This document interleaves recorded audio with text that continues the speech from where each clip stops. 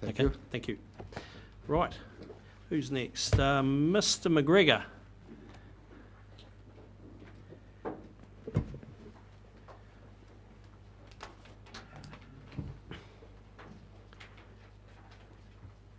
Welcome. So, Thanks. fantastic. So you know the drill, Ewan, Mr. Yep. McGregor. Yep. Okay. I've got a fair Keep an handle eye on this. You'll be right. I press that one. Yeah. Well, good afternoon, Chairman, Councillors, staff. Well, I'm here to promote something that I strongly believe in, and that is the need to develop an exit strategy for our conservation planting of poplars. I just want to quote the first paragraph of the staff's response to my submission. Staff are aware that there are a large number of poplars planted for soil conservation purposes that are at the end of their useful life, and they are continuing to be planted for that purpose. Well, poplars started to be planted in earnest in the 1960s, so the ones that are at the end of their useful life are 50 years old, and they're a quarter of the way through their expected life.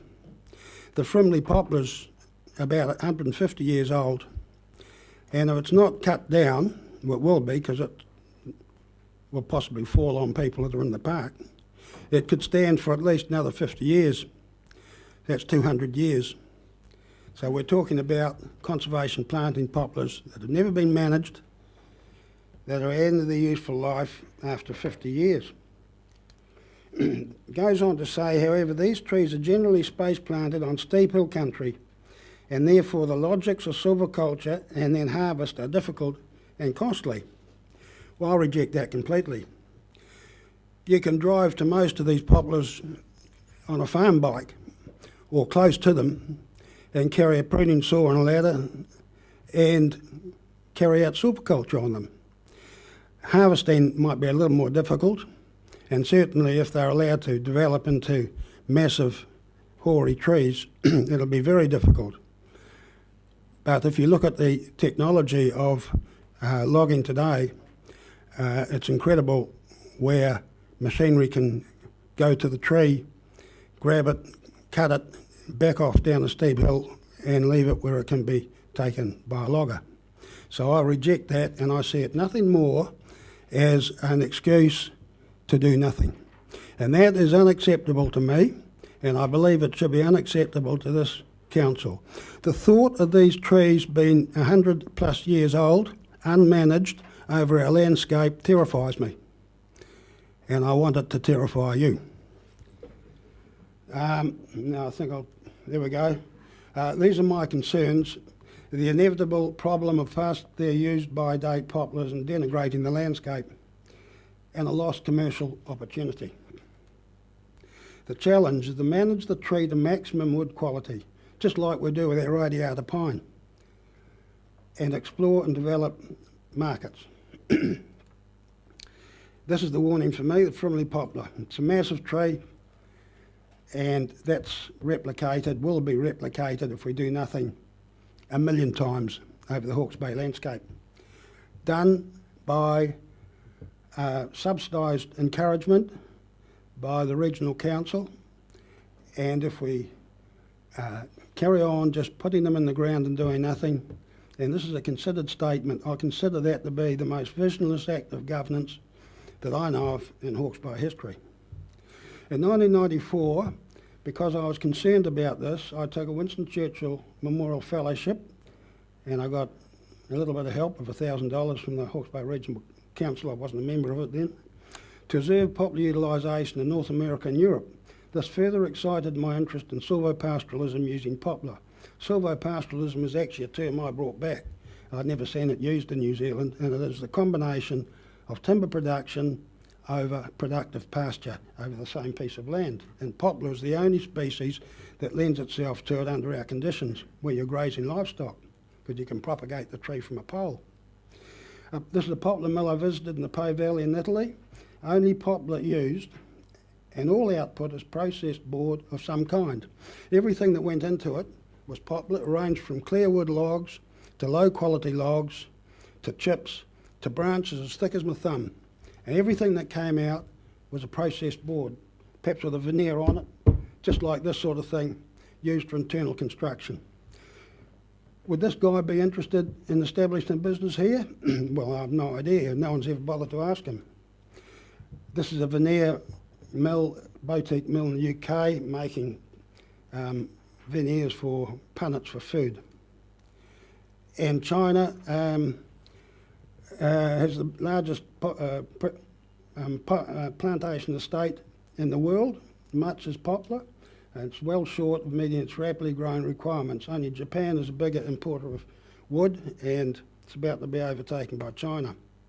These are my first plantings in 1968, done with good subsidies, and they've never had a pruning saw near them, much to my regret. But nevertheless, they're actually not all that bad logs. But now, these are planted in my working lifetime, and now I'm looking at those trees and I wish they weren't there. This is one day's work. When I was young, fit, playing rugby, I could plant 500 poles in a day, and I was really thought it was the best day's work I'd done, but I don't think that now. Nevertheless, these 1973 plantings, I did carry out belated silviculture at 15 years when we had a drought, and I'd go around the chainsaw, and you can see there's two there that had double leaders. I took out one leader and I'd prune a few every day to feed some cattle. And they're the same plantings up the side of a hill. So not bad trees, pruned up as far as I could reach from the ground. Now these ones here, I want to quote this. This is from the Isles report. For an industry to develop, improved wood quality is needed. This will require trees to be grown specifically for wood in a forest regime and managed for wood production. I say that's rubbish. In this picture here, you can see two trees. This is my 1968 planting. Two trees in the background. There, I wish they weren't there now. They're that big. There's a bit of a log to be milled, a huge head on them. In the foreground are three trees, and there's more in the paddock, that were planted 15 years ago, pruned 6.5 metres to give a 6 metre clearwood log, which is the standard. You can't tell me that you can't combine wood management with conservation poplar plantings. And just the first thing is to get the double leader out. Now the picture on the left, 2 litres. This is after 2 years, it looks like. Took longer to walk from one pole to the other than to go lop and get back to 1 litre. And then on the right, I've gone back in preparation for this PowerPoint to do a bit more pruning. And on the left is a high pruned tree, and on the right there's nothing like a drought to do a bit of pruning either. The sheep love it, and cattle. This is a Gisborne forester. He's pruned these 9-year-old trees. He's pruned them to 9 metres. Look at the grass under them. What are the possibilities here? And there's some of my last plantings. I've only pruned them to 5 metres, not quite enough, but I won't be going up any higher now. But look at the grass under them, and there's a clearwood log developing. I'm proud of those trees. This is not regional council. This is just an example of sticking a poplar pole in the ground and letting it do nothing. And these were planted in 1973 along the expressway, removed about 5 years ago at great cost. There's a 100-year-old tree rotten in the middle. This is at Timona property of Andy Lowe. It cost him $2,450 to drop the thing. You still got to take it away. Absolutely useless. These are trees planted along the western side of Pakawai Country Park to provide shelter for imaginative plantings. Planted in good faith, I know that because I planted them. But I'm not very proud of them. It wasn't my job to prune them, but I should have seen that there was a possibility of after planting management. Now that one's just fallen over. It'll take decades to rot down. It's had its day, gone. This is my neighbour. These trees are planted under the land care scheme. He's jumped in, he could see a problem developing, and he's just gone in with a chainsaw and knocked them out. It's ratepayers' money have planted those trees. And what about the river booms? This is 2 shots I took the other day down the cycleway in Central Hawke's Bay.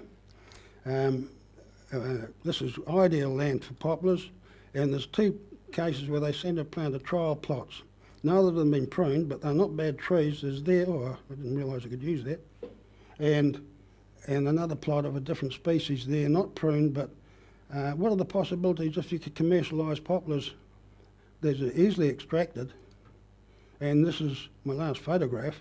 The excellent poplars, just as they can be. Look at the grass under them, beautiful trees, absolutely beautiful. They're in the Dartmoor Valley, they've since been milled. So, timber for the future, why not? 2/3 of the global, am I going over time? Very close. Yeah, okay.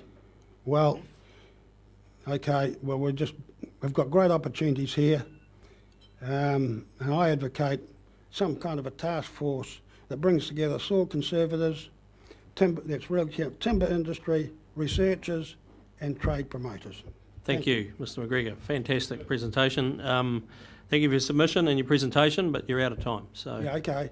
Thank you. I've got another, was my next submission coming up next? No, you only had one. Did you want to speak to two? Well, I sent in 2 PowerPoints. I've got the notes here for the second one. Under the one submission. Hmm? You only had the one submission. Well, no, I've got the staff have responded to 2, so I must have sent in 2. I did. I made a PowerPoint. So that's out of my pay grade. So what's happened there? Mr. Chairman, the other one was the Puckapai Country Park, which was part of the one submission. Was all part of the. Yeah.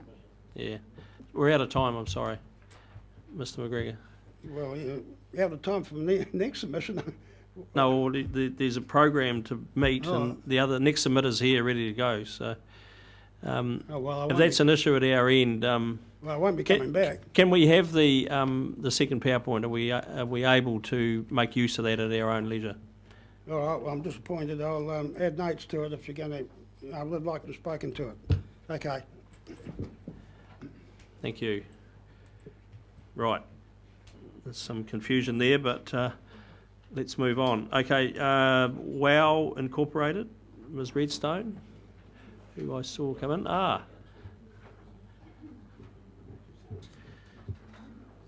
That's submission number 147. So welcome. Good to see you again. Kia ora tātou, Mr. Chairman and councillors. Security and confidence for the Cape Coast is what we're after. Napier is extending its waterfront beautification and recreational facilities. Waitangi Reserve is being redeveloped as an iconic cultural location complete with star compass. The East Clive wall of gravel and planted protection continues to be enlarged. The wetlands and inlets north of the Tukituki River, intersected by the cycle track, are beautifully landscaped, and now Clifton's about to get long overdue protection. All of this continues to evolve while the Tongoia to Clifton Coastal Hazards Strategy Group deliberates on an all-of-coast approach to climate change, sea level rise and erosion issues, with the good folk along the Cape Coast wondering if they will ever receive the hard engineering-based protection they've sought for decades. WOW believes it's time to get visionary, creative and proactive, and wants the Joint Councils to table an affordable hard engineering option for the Cape Coast when the hazard group finishes the paperwork and starts asking, what practical steps can we now take? There are some preparatory things that can be actioned immediately. WOW fully supports the proposed Crest Ridge Management Plan proposed by Hastings Council, now in its second revision, seeking Regional Council consent. This includes restoring the Cape Coast Metal Ridge to an optimal average height as a buffer against inundation and to protect the most vulnerable areas.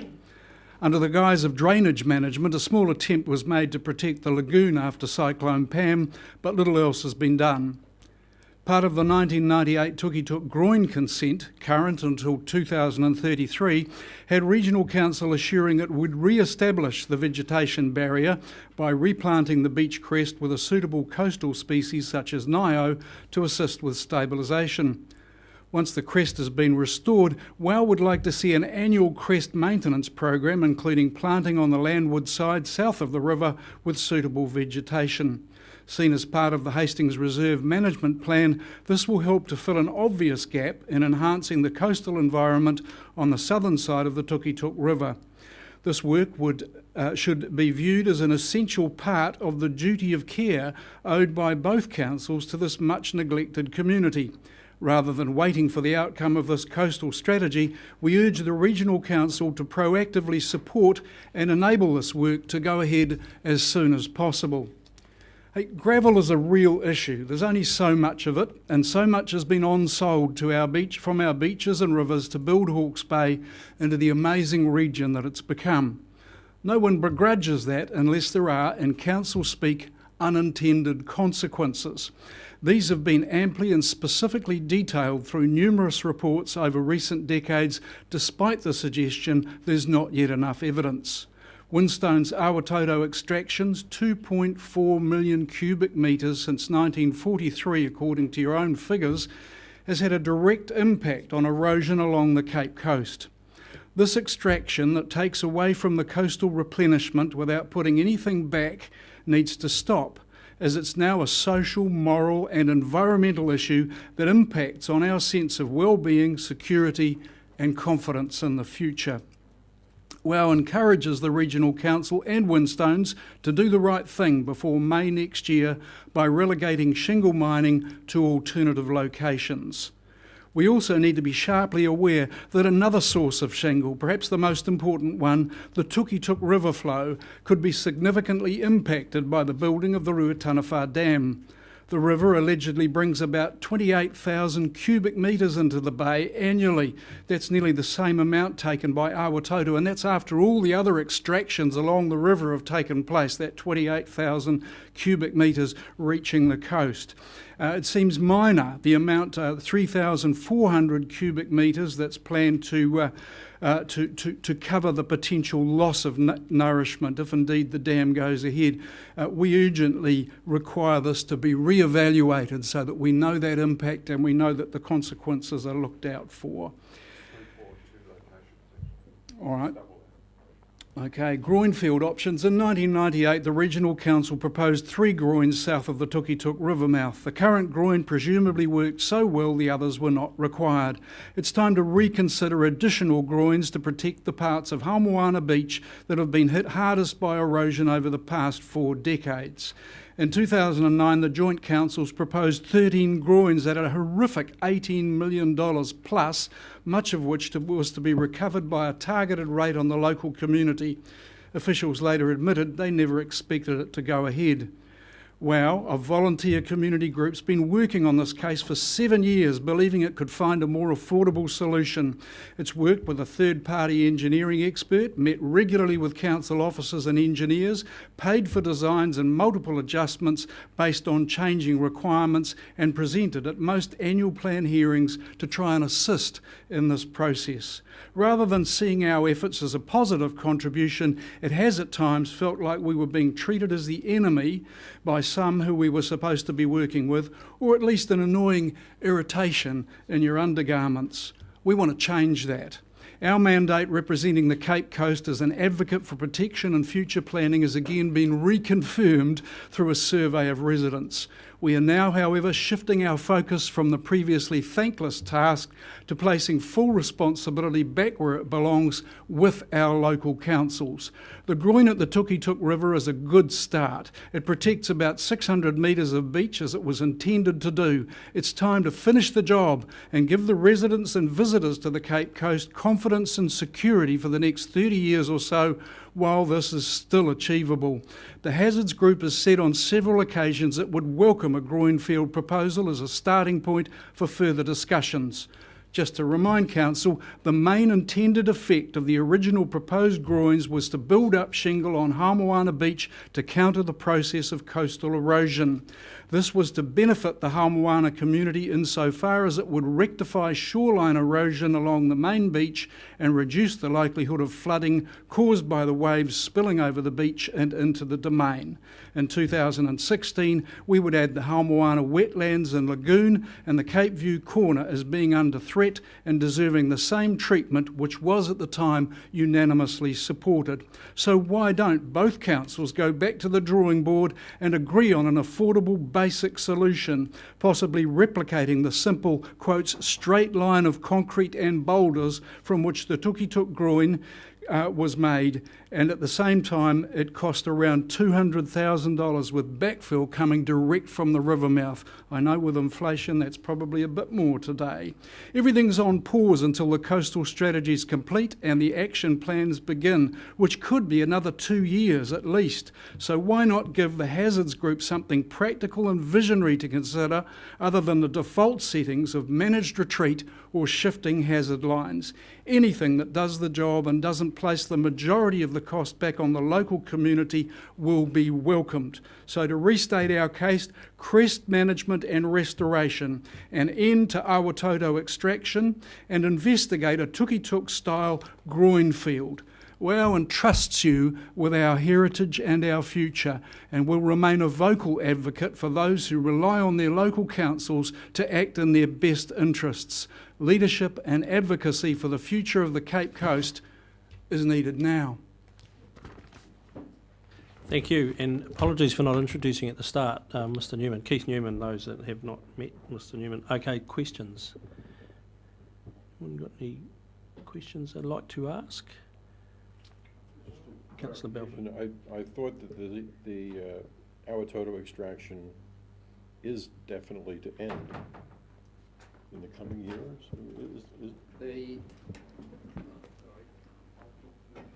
May the 31st, isn't it, Mike?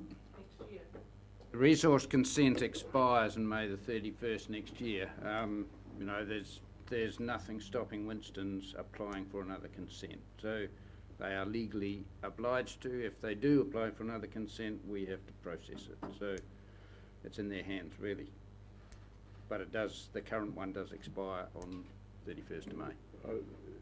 31st of So May. am I inventing that I was sure this council had indicated that its policy orientation on this was to end this extraction when the current consent expired. Is that?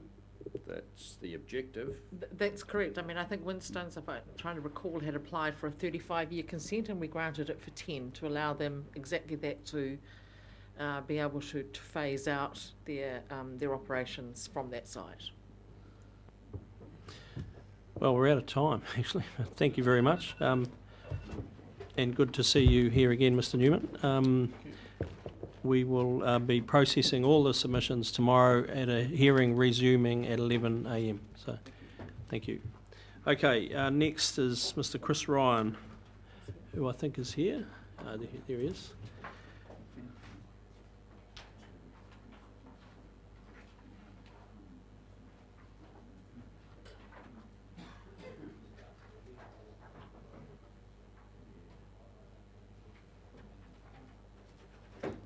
Thank you, guys. Okay, Mr Ryan, 155 is the submission.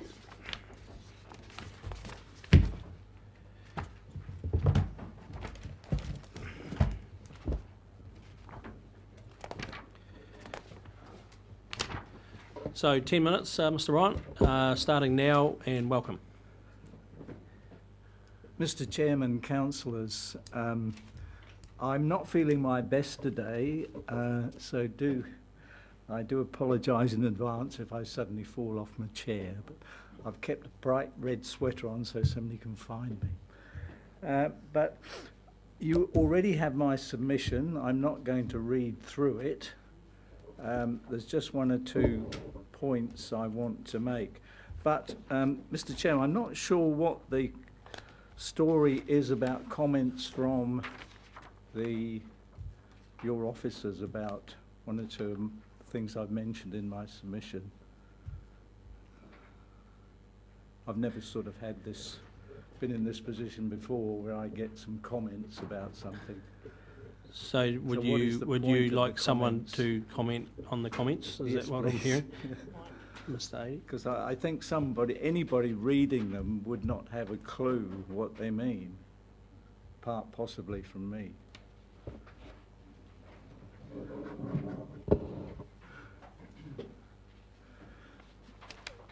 So just while we're digging them out, any questions on the submission? Does anyone have any questions for Mr. Ryan in regard to his submission? And then we'll get Mr. Ady to talk about the the reply.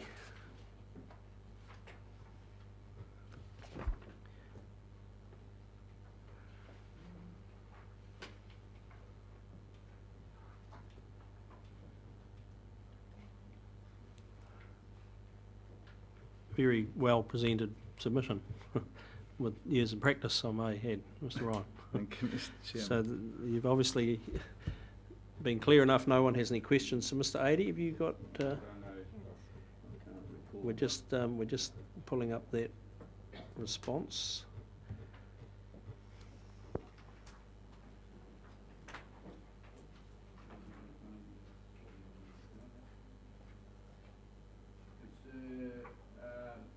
Yeah, okay, Mr. Ryan raised the issue saying there was concern among horticultural and culturalists and others that land management skills on some of the land utilisation attempts in recent years by HBRC, etc.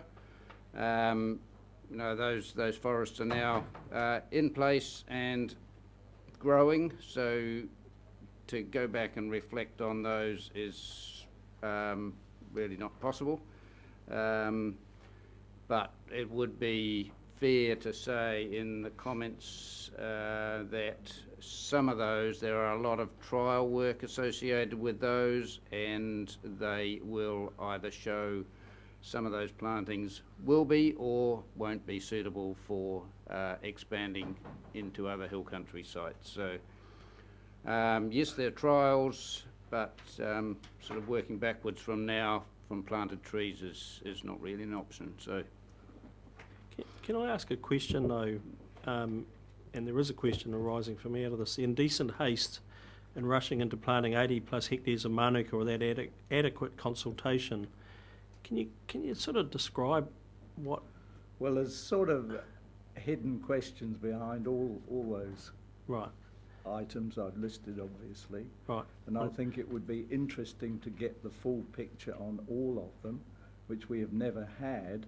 I've never seen any articles in the press about why those particular species of eucalypt were planted at Waihapua. I guess that they were for the emissions trading scheme. That, in my mind and in the mind of many other people, was a very rash decision and a complete waste of money.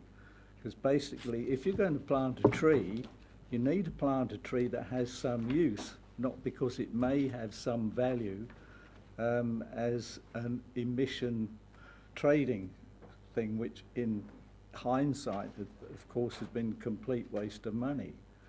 We've got the other issues of planting eucalypts down at Waipuka and Waipawa for possibly extracting nutrients from the soil.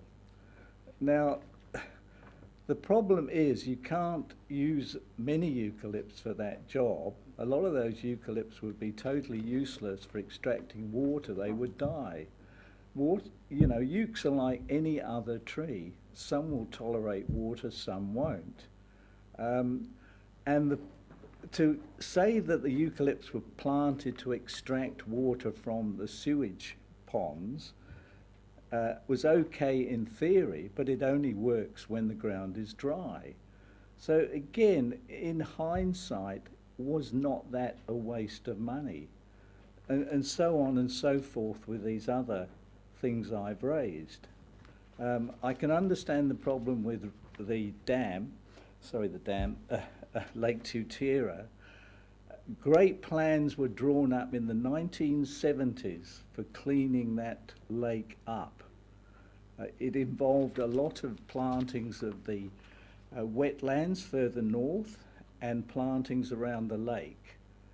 It didn't happen because it was stated, we've run out of money. This is years and years ago. Very little has happened since, apart from putting an exit in the wrong place. We still don't have any answers. And Tutira, I'm speaking now as a trustee of the Guthrie Smith Trust, we're putting a lot of time and effort and not much money into developing that as a very important area for Hawke's Bay, for biodiversity and for teaching. We are doing a lot of research work in that area with trees that nobody else is doing. I wonder how many of you have actually been there and seen what we're doing. I've been involved in that for 13 years now, and we're planting an awful lot and a huge variety of trees for many purposes. We've gone way beyond poplars, but we've got every variety of alder. There's all the Mexican oaks. There's a huge range of trees which will have far more benefit than any of the poplars and will be far more suited. We've imported an awful lot of plant material into New Zealand in the last 30 years. That is only just beginning to filter out into the trade and to be used around the countryside. Now, that is one of the reasons I'm opposing putting any more money into the dam. I've very little faith in what is going on and the ability to manage that. Some of the reasons being why I raise these questions about Waiharpua and the eucalypt planting and other things. This to me is an indication that the management or possible management of the dam is not all it might be. Now, I've lost the plot. We can still see you with the red jersey on. That's Yes, thank you. so in light of that, then, is there any other questions? I think I'm still intrigued with the Mānuka.